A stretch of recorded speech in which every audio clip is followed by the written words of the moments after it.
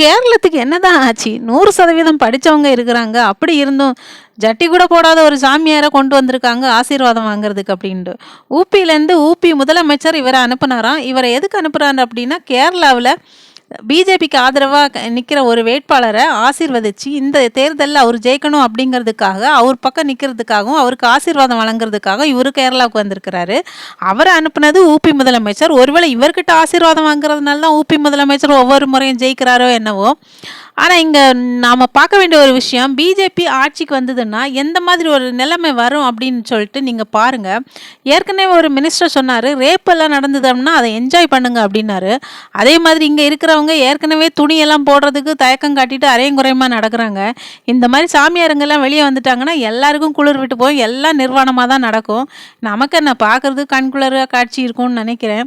தயவு செஞ்சு பிஜேபிக்கு ஓட்டு போடாதீங்க. போட்டா நீங்க எல்லாம் நிர்வாணமா நிக்கணும்.